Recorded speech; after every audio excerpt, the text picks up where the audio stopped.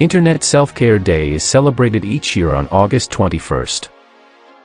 This holiday is dedicated to using the internet to find resources that can help you take care of yourself. Many of us are so preoccupied with taking care of others, whether at work or home, that we forget to take care of ourselves.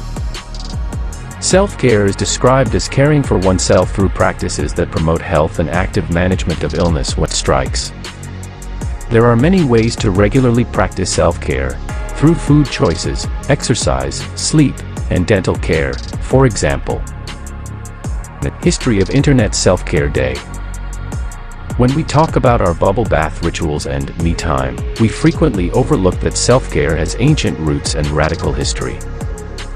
The term self-care was formed or created in the 1950s.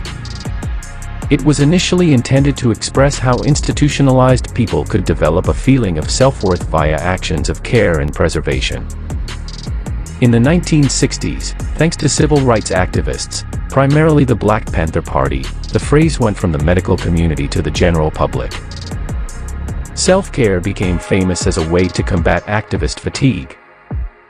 In a 2018 Afropunk interview, civil rights activist Angela Davis remarked, "For a long time, activists did not necessarily think it mattered to take care of themselves in terms of what they eat, mental self-care, cultural self-care, spiritual self-care. For example, the famous 10-point program by the Panthers, outlined by co-founders Huey Newton and Bobby Seale in 1966, included self-defense as a fundamental component. Consequently, medical racism had gained a greater focus by the time the 10-point program was revised in 1972. The Black Panther Party's image as violent warriors arose from a need to protect the health of Black people.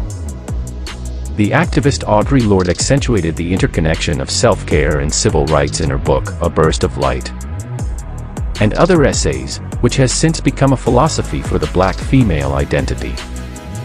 Today, the self-care market is worth an estimated $10 billion, accounting for a substantial share of the beauty industry.